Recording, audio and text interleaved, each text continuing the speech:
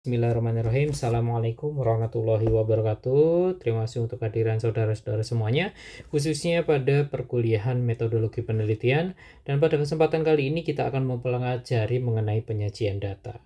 Nah, salah satu ciri khas dari sebuah karya ilmiah yaitu adalah dia atau si penulis ataupun si peneliti berbicara mengenai sesuatu hal berdasarkan atau dari data yang sudah didapatkan. Nah, itulah adalah sesuatu hal atau pembeda antara karya tulis non-ilmiah dengan karya tulis yang ilmiah. Nah, itu adalah terletak pada ada tidaknya data yang disajikan. Nah, untuk pertemuan kali ini kita akan mempelajari mengenai macam-macam data, kemudian bagaimana cara menyajikan data yang baik dan benar, dan bagaimana bentuk atau bentuk-bentuk penyajian data yang sering kali digunakan untuk menyajikan sebuah data, khususnya nantinya akan mempermudah kalian dalam penyusunan sebuah karya akhir atau karya mahasiswa akhir, yaitu adalah skripsi. Oke, kita lanjut. Nah, sebelum kita mempelajari mengenai penyajian data secara lebih dalam lagi, saya akan mengenalkan yang namanya adalah data kasar. Nah, data kasar ini maksudnya adalah penyebutan dengan istilah data kasar menunjukkan bahwa data tersebut itu belum diolah. Belum diolah dengan apa? Dengan menggunakan teknik statistik tertentu. Nah, maksudnya teknik statistik tertentu ini bisa kita menggunakan program di mana nanti akan mempermudah kita sebagai peneliti ataupun yang ingin mengolah data untuk bisa mendapatkan hasil yang lebih cepat.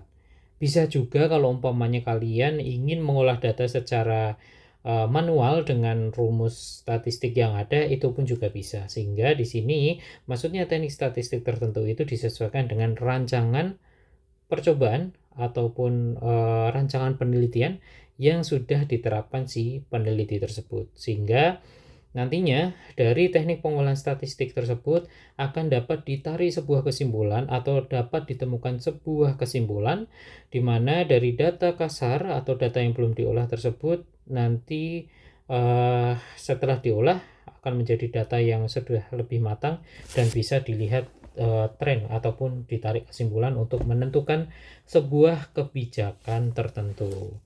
Kayak gitu ya, paham ya? Nah, di sini data kasar didapatkan dari beberapa kegiatan pengumpulan data yang ada di lapangan.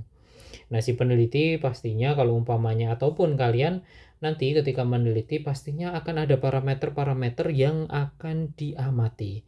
Baik itu tiap minggu, ataupun tiap 2 hari sekali, ataupun tiap hari, ataupun tiap jam seperti itu. Tergantung dari maksud dan tujuan kalian meneliti sesuatu hal. Oke. Nah, yang menghasilkan angka-angka yang mana nantinya disesuaikan dengan parameter yang ingin diteliti. Kalau katakanlah kalau umpamanya kalian ingin mengetahui pengaruh pupuk terhadap tinggi tanaman, ya berarti parameter yang akan dihitung itu adalah salah satunya adalah tinggi tanaman. Oke, tinggi tanaman. Nah, tinggi tanaman ini akan menjadi atau tetap menjadi data kasar jika tinggi tanaman, katakanlah kalian meneliti sebuah tinggi tanaman dengan waktu penelitian adalah 1 bulan penuh, yaitu adalah 30 hari. Asumsinya adalah 30 hari.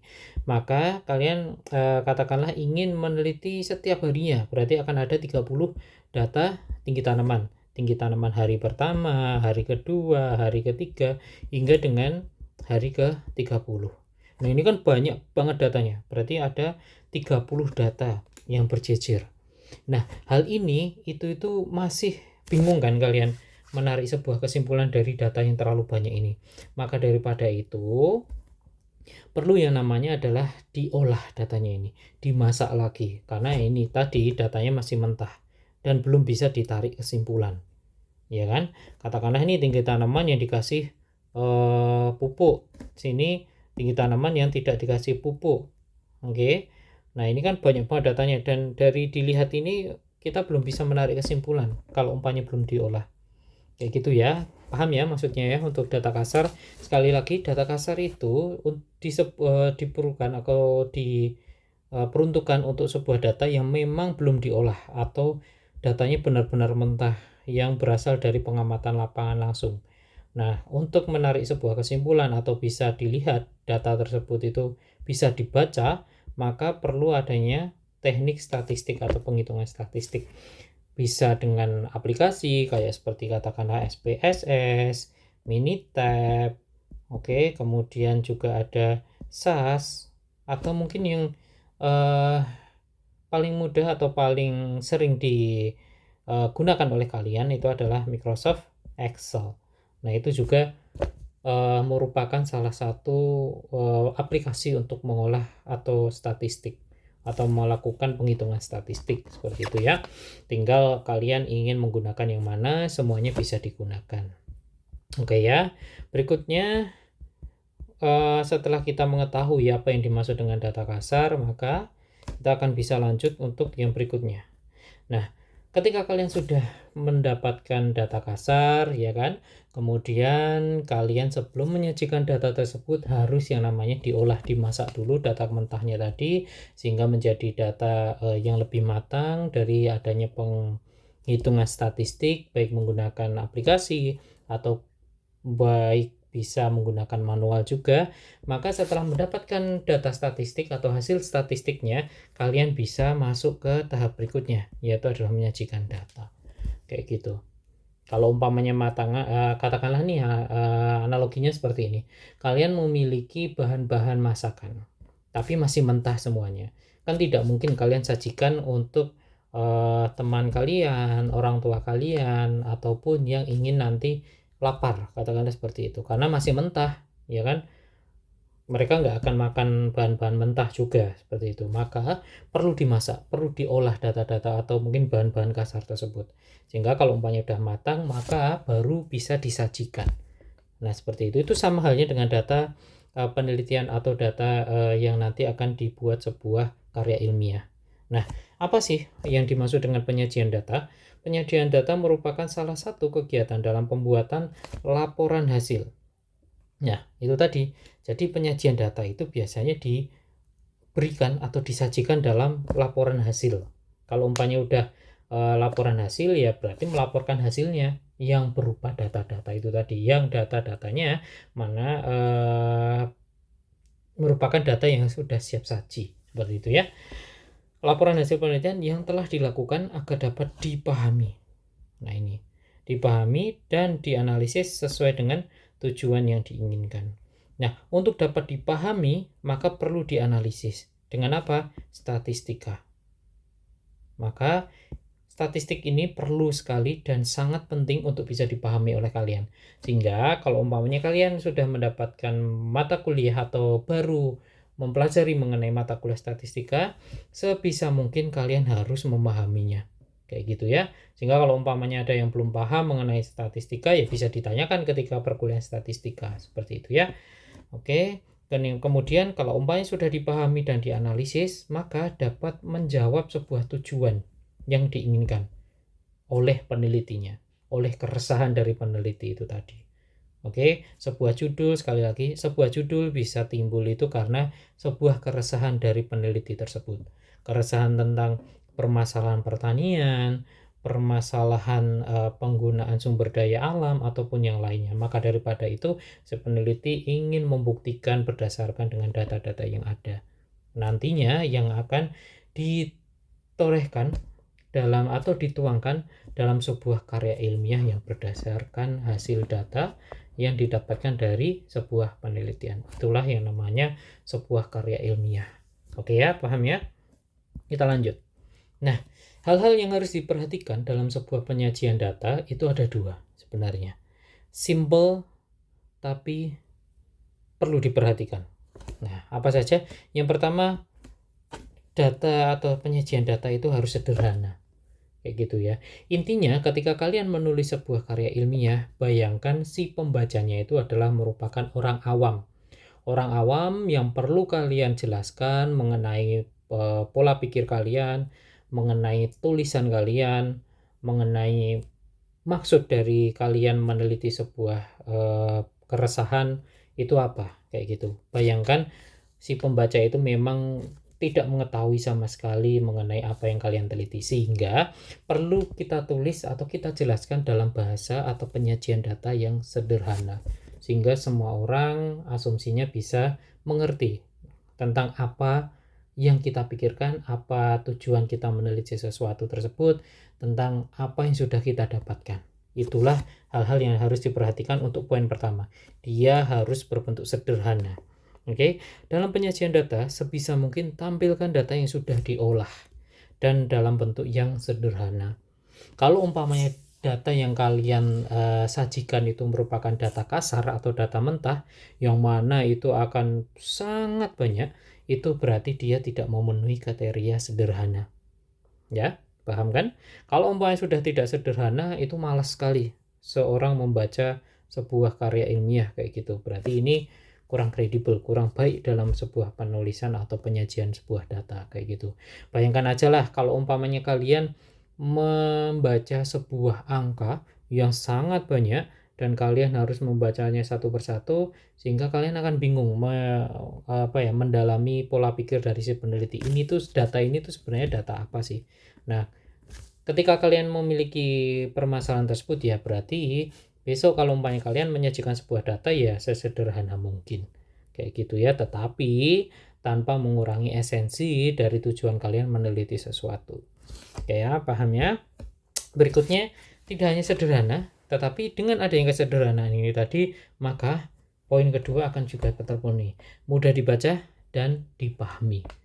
Oke, karena kita menulis sesuatu karya ilmiah itu bukan untuk kita sendiri sebenarnya, tetapi untuk dibaca orang lain, untuk bisa dipahami orang lain, sehingga dari informasi yang kita berikan, kita bisa memberikan manfaat.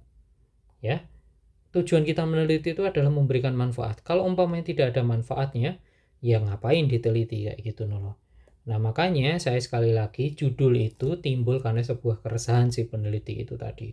Keresahan mengenai sesuatu yang nantinya akan didapatkan sebuah jawaban, kemudian akan didapatkan sebuah jalan keluar dari keresahan yang dirasakan si peneliti tersebut, sehingga akan membawa sebuah kebermanfaatan. Oke, paham ya? Oke, lanjut. Dalam sebuah penyajian data, bentuk penyajian data sangat diperlukan agar pembaca mudah memahami maksud data yang disampaikan atau didapatkan. Kayak gitu. Nah, dua aspek ini tadi, sederhana dan mudah dipahami, harus kalian terapkan dalam sebuah penyajian data. Kayak gitu. Kalau umpamanya kalian kira ini data yang kalian sajikan ini masih belum sederhana dan sulit untuk dipahami, ya berarti coba lagi sederhanakan lagi dengan pembentukan atau penyajian data, bentuknya bagaimana, apakah dalam bentuk tabel, apakah dalam bentuk diagram, ataukah dalam bentuk narasi. Nah, itu harus kita ketahui kayak gitu ya. Kita lanjut. Setelah kita mengetahui hal-hal yang harus diperhatikan, kita harus mengetahui sebenarnya fungsinya itu kita menyajikan data itu apa sih. Sebenarnya sudah terjawab mengenai fungsinya, yaitu adalah menyajikan sebuah data juga dimasukkan agar para pengamat atau pembaca atau orang awam dapat dengan mudah memahami apa yang kita sajikan. Untuk selanjutnya dilakukan penilaian atau perbandingan dan lain-lainnya. Kayak gitu. Nah, untuk bisa mudah dipahami, sehingga nantinya si pembaca atau orang awam tersebut bisa melakukan sebuah penilaian dan perbandingan atau bahkan menemukan sebuah jalan keluar dari sebuah keresahannya, maka harus memenuhi syarat tadi, sederhana dan mudah dipahami. Itu. Oke ya, itulah fungsi dari sebuah penyajian data. Nah, sehingga nanti akan ada juga tujuan-tujuan dari penyajian data. Tujuan peneliti itu menyajikan data itu sebenarnya apa sih? Nah, ada 3 poin yang saya dapatkan dari beberapa literatur. Yang pertama yaitu adalah memberikan gambaran yang sistematis tentang peristiwa-peristiwa yang merupakan hasil penelitian atau observasi si peneliti itu tadi. Oke. Nah, di sini yang saya garis bawahi adalah sistematis. Kenapa sih dia sistematis? Karena dia merupakan atau data-data yang didapatkan itu dia berdasarkan dari sebuah rancangan. Oke, rancangan. Rancangan apa? Penelitian. Nah, ini adalah induk atau jantung dari sebuah penelitian itu adalah rancangan penelitiannya. Kalau umpamanya rancangan penelitiannya salah, maka hasil yang didapatkan itu tidak akan bisa mendapatkan atau menjawab sebuah tujuan dari kalian melakukan penelitiannya. Sehingga sebelum kalian melakukan penelitian atau action di lapangan, sehingga kalian harus mematangkan terlebih dahulu rancangan penelitian yang kalian terapkan. Kalian diskusikan terlebih dahulu dengan dosen pembimbing kalian, baik dosen pembimbing pertama ataupun dosen pembimbing yang kedua. Sehingga kalau umpamanya nanti sudah matang, maka kalian bisa melakukan sebuah penelitian yang baik dan benar. Oke, paham ya? Sehingga nanti camkan ke kalian semuanya, sebelum kalian melakukan action di lapangan, melakukan penelitian di lapangan, matangkan terlebih dahulu mengenai rancangan penelitian dengan tujuan kalian meneliti sebuah keresahan. Kayak gitu ya.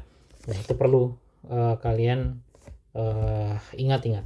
Yang kedua yaitu adalah mempermudah agar data dapat dianalisis dan lebih cepat ditangkap dan dimengerti. Sehingga kalau umpamanya data yang didapatkan tadi itu kan masih kasar, sehingga perlu adanya di pengolahan, kemudian baru disajikan. Maka kalau umpamanya sudah diolah, dia akan lebih sederhana dibandingkan data yang kasar itu tadi. Sehingga kalau umpamanya sudah diolah dan dalam bentuk sederhana, maka dapat lebih mudah dimengerti, lebih mudah dipahami oleh si pembaca. Kayak gitu ya. Berikutnya adalah membuat proses pengambilan keputusan dan kesimpulan lebih tepat, cepat, akurat, dan tersusun rapi. Untuk mendapat sebuah kesimpulan yang nantinya untuk bisa mengambil sebuah kebijakan atau keputusan, maka data tersebut harus diolah menggunakan sistem statistika atau pengolahan statistika. Ketika nanti sudah mendapatkan data yang diolah, maka data tersebut akan mendapatkan kita bisa menyimpulkan atau menarik sebuah kesimpulan dari data yang sudah kita dapatkan itu tadi. Nah, seperti itu ya. Ketika kesimpulannya sudah ada, kemudian akan bisa menjawab sebuah pokok permasalahan dari judulnya atau dari penelitiannya.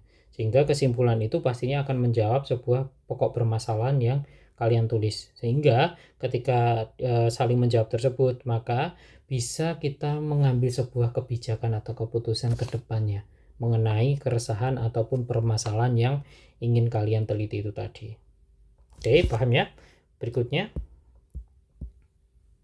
Nah, di sini nih. Sekedar mengingatkan ke kalian juga, pastinya saya pasti yakin kalian sudah mengenal dua bentuk data ini. Dua bentuk data yang ada yang kita kenal sejauh ini yaitu adalah ada dua, yaitu adalah kualitatif dan kuantitatif, seperti itu. Oke ya. Nah, kita akan membahas mengenai kualitatif terlebih dahulu. Untuk mempermudah kalian mengenai pengertiannya, di sini kualitatif berasal dari kata kualitas. Nah, oke ya. Oke, sampai sini dulu kualitas terlebih dahulu. Nah, pengertiannya adalah data kualitatif merupakan data yang didapatkan dari penjelasan kata verbal. Kata verbal itu pendapat orang. Oke, itu ya, pendapat orang yang mana tidak bisa dianalisis dalam bentuk angka atau bilangan. Nah, kok bisa, Pak? Nah, sekarang masuk ke kualitas ini tadi. Kualitas atau standar kualitas seseorang pastinya akan berbeda. Oke. Kualitas standar keberhasilan seseorang menurut si A dan si B pasti akan berbeda. Contohnya, si A menganggap keberhasilan itu dia berdasarkan kalau umpamanya sudah bisa punya mobil, katakan seperti itu. Tetapi si B dia tidak setuju dengan si A, karena menurut B keberhasilan itu bukan dilihat dari mobil ataupun yang lainnya, tetapi lebih baik daripada yang kemarin. Nah, kedua ini itu tidak bisa dibuat atau dibentukkan dalam sebuah angka, karena dia berdasarkan kualitas. Standar kecantikan Joko dengan standar kecantikan si Rio itu beda-beda kayak gitu. Menurut Joko, cantik itu adalah perempuan yang memiliki uh, rambut yang panjang seperti itu. Tetapi si Rio beranggapan bahwasanya perempuan yang cantik itu dia berkulit putih kayak gitu. Nah, itu kan berbeda-beda karena dia berdasarkan penjelasan verbal, pendapatan orang atau pendapat orang kayak gitu. Yang mana pendapat orang itu tidak bisa dibentukkan dalam angka ataupun bilangan. Oke. Kualitatif berasal dari kata kualitas sehingga dia tidak bisa dibentukkan dalam bentuk angka karena dia berasal dari penjelasan verbal atau pendapat orang. Oke, contohnya ini standar baik seseorang itu kan beda-beda. Standar kecantikan atau kegantengan orang beda-beda. Standar makanan yang enak dan kurang enak itu juga berbeda-beda. Sehingga tidak bisa dibentukkan dalam angka ataupun bilangan. Tetapi nanti dalam penjelasannya itu bisa dijelaskan dalam bentuk narasi atau penjelasan dalam bentuk paragraf. Seperti itu ya, paham ya? Nah, kita berikutnya adalah ke bentuk data kuantitatif. Berasal dari kata berasal dari kata kuantitas. Kuantitas itu adalah segala sesuatu yang bisa dihitung. Oke, sehingga kuantitatif memiliki pengertian jenis data yang berupa angka pasti, yang mana angka tersebut bisa diukur dan juga bisa dihitung, merupakan variabel angka ataupun bilangan. Sehingga data tersebut itu bisa diolah menggunakan statistika kayak gitu, nantinya bisa ditarik sebuah kesimpulan. Itulah ciri-ciri dari data kuantitatif. Nah, untuk mempermudahnya berasal dari kata kuantitas, suatu yang bisa dihitung dan bisa diukur. Contohnya nih, tinggi tanaman per minggu itu kan bisa diukur, dan saklek pasti gitu. Kalau umpamanya 10 cm ya 10 cm itu semua ukuran 10 cm itu ya segitu kayak gitu. Pengukuran 10 cm si A ya segitu, 10 cm-nya si B ya seperti itu kayak gitu. Udah pakemnya kayak gitu. 20 cm ya 20 cm kayak gitu, sehingga angkanya itu sudah pasti kayak gitu ya. Berikutnya jumlah mahasiswa laki-laki dan perempuan. Nah, bisa membedakan antara laki-laki dan perempuan kan, sehingga bisa dihitung kan. Nah, itu. Kemudian jumlah daun sebuah tanaman. Nah, daun itu kan bisa lihat, bisa semua orang pasti tahu lah daun itu seperti apa, sehingga mereka memiliki satu suara, sehingga tidak akan ada pendapat-pendapat yang lainnya, sehingga nantinya bisa berbentuk angka. Oke ya, paham ya? Kita lanjut. Nah, kita masuk ke bentuk-bentuk sebuah penyajian data. Nah, tadi kan sudah mengetahui data itu berbentuk kualitatif dan kuantitatif seperti itu. Kualitatif dia itu berasal dari kata kualitas, di mana tidak bisa dihitung atau dibentuk dalam sebuah angka ataupun bilangan karena dia berasal dari penjelasan verbal atau pendapat seseorang. Sehingga dari pendapat-pendapat tersebut akan timbul sebuah perbedaan taraf, perbedaan skala, standar kayak gitu ya. Contohnya standar kegantengan, standar orang baik, standar makanan enak, itu kan beda-beda setiap orang. Nah, kalau umpamanya kualitatif itu berasal dari kualitas atau kualitas, sehingga bisa kuantitatif maksud saya itu dari kata kuantitas, yaitu adalah segala sesuatu yang bisa dihitung, sehingga kalau umpamanya segala sesuatu hal yang bisa dihitung pastinya dia akan bisa dibentuk dalam sebuah angka. Kalau umpamanya sebuah angka pastinya akan bisa dihitung dalam atau diolah menjadikan sebuah penghitungan statistik.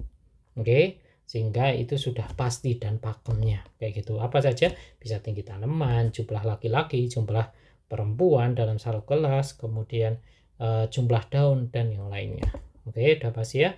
Kemudian setelah kita mengetahui data-data tersebut, maka kita akan bisa menyajikan sebuah data. Tetapi menyajikan sebuah data pun juga harus sesuai dengan jenis penyajian datanya kayak gitu ya.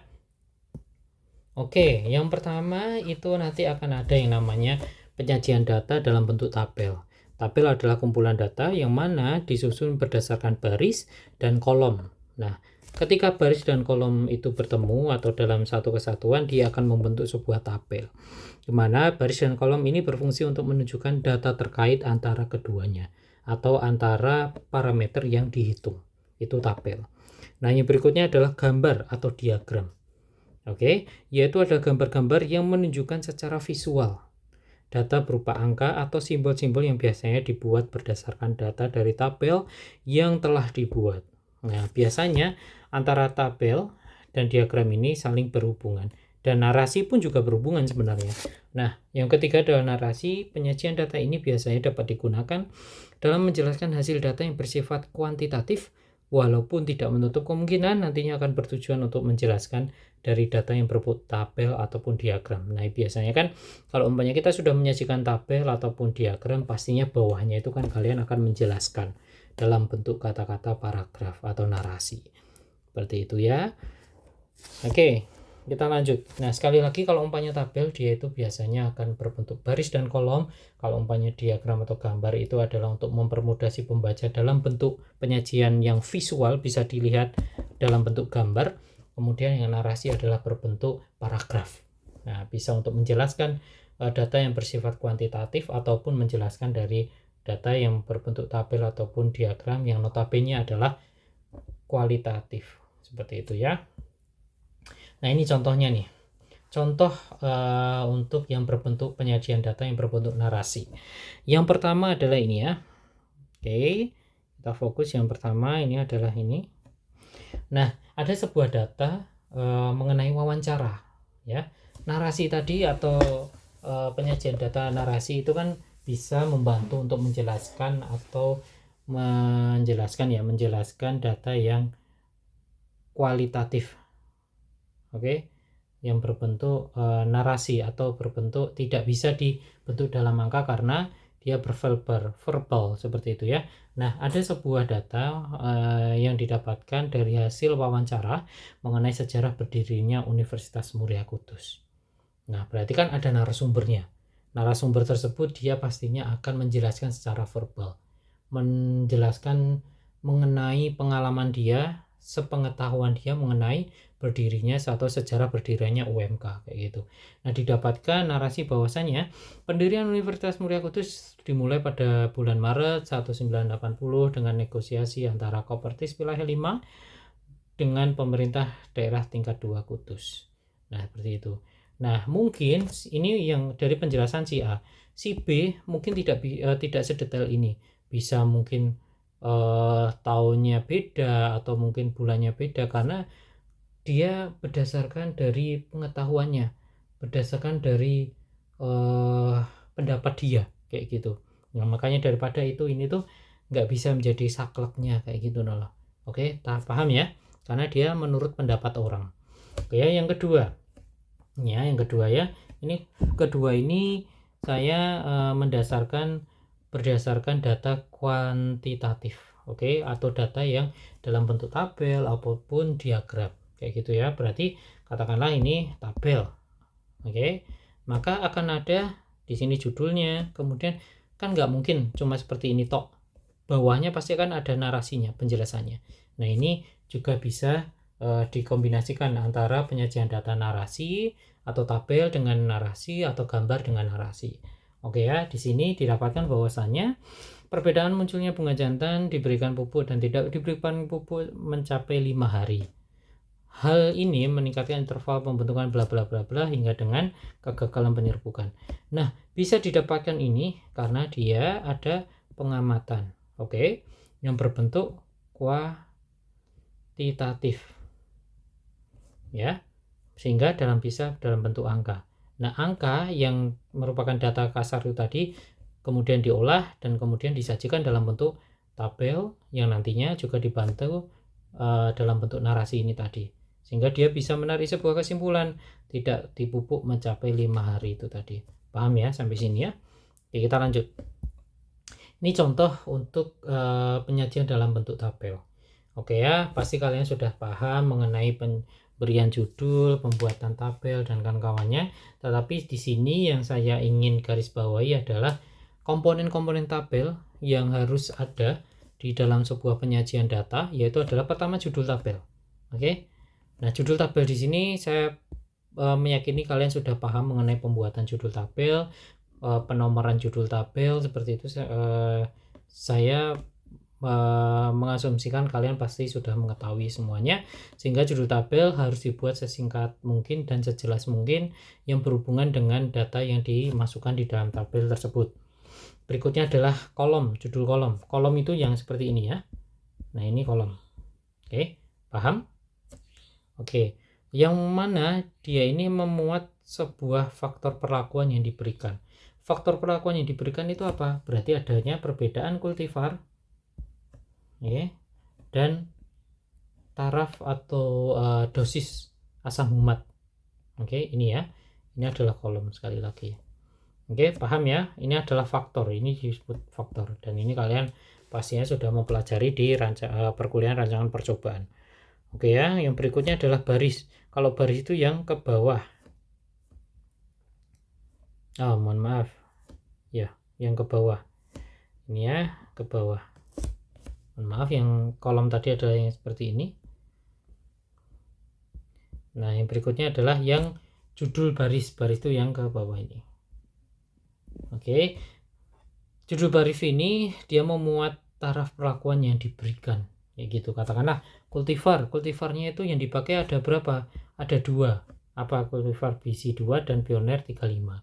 Kemudian taraf yang diberlakukan atau yang diberikan untuk asam humatnya ada yang tidak diberikan atau kontrol, ada yang cuma diberikan NPK saja, ada yang diberikan NPK 5% plus asam humat, ada yang diberikan NPK plus 10% asam humat, dan lain sebagainya. Itu yang dimaksud dengan taraf perlakuan. Berikutnya ada yang namanya badan tabel.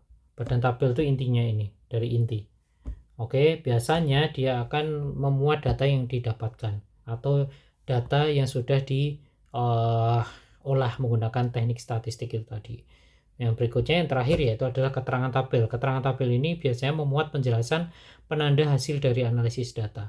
Contoh ini, angka yang diikuti huruf yang sama pada kolom yang sama menunjukkan tidak ada beda nyata. Maksudnya adalah kalau umpamanya ini ada D sama ini D, ya berarti dia tidak beda nyata. Kayak gitu. Karena dia sama. Kalau umpamanya di sini D, sini AB, berarti dia kan nggak ada yang sama nih. Berarti pemberian NPK itu berpengaruh nyata terhadap kontrol. Kayak gitu ya. Nah, kalau umpamanya nih Pak, ini ada AB sama ada A. Ya berarti kan ada A-nya ini juga. Berarti dia tidak beda nyata. Tetapi kalau umpamanya ini yang AB ini dikomparekan dengan ini, ya berarti dia beda nyata. Pemberian NPK itu dia lebih bagus pada BC2, tetapi ketika di Pioneer dia tidak memiliki beda nyata dengan yang NPK itu tadi. Paham ya? Jadi kalau umpamanya dilihat dari sini, ada A-nya enggak, ada AB-nya enggak, ataupun yang lainnya. Kayak gitu ya menurut dari keterangannya. Yang terakhir yaitu adalah contoh penyajian data dalam bentuk gambar. Oke. Nah, di sini dari penyajian gambar itu yang biasa digunakan yang pertama adalah dia berbentuk diagram batang, diagram garis, dan diagram gambar. Biasanya yang diagram gambar itu adalah dia menggunakan diagram pie. Kayak gitu ya. Kapan menggunakan diagram batang? Nah, ini biasanya dia untuk menginginkan untuk mengetahui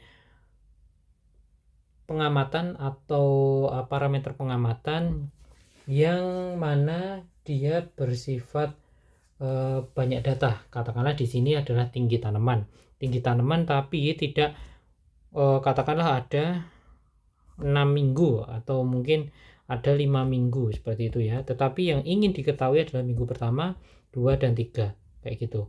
Sehingga bisa dikomparekan ini, ataupun semua datanya juga bisa didapatkan, bisa disajikan di situ, tetapi akan sangat banyak untuk tabel diagramnya batang atau diagram batangnya.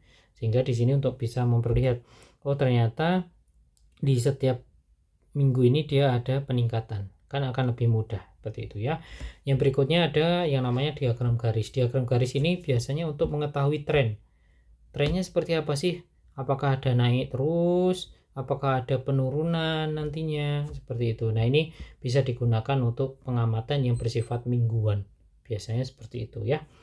Nah, yang berikutnya adalah diagram P. Nah, ini biasanya untuk mengetahui perbandingan skala atau jumlah. Katakanlah di dalam sebuah udara dia ada 78% yang mengandung nitrogen, oksigen 21%, dan lain-lain ada 1%. Nah, ini untuk penyajian data yang mana dia membandingkan komponen atau komposisi. Sebuah komposisi itu dia bisa menggunakan diagram P. Kayak gitu ya. Mungkin itu saja yang baru bisa saya sampaikan mengenai penyajian data untuk kuliah metodologi penelitian. Jika ada pertanyaan silahkan untuk bisa ditanyakan dan kita diskusikan agar kita bisa lebih memahami mengenai sebuah penyajian data. Itu saja yang baru bisa saya sampaikan, kurang lebihnya mohon maaf. Bila taufik wal hidayah. Assalamualaikum warahmatullahi wabarakatuh.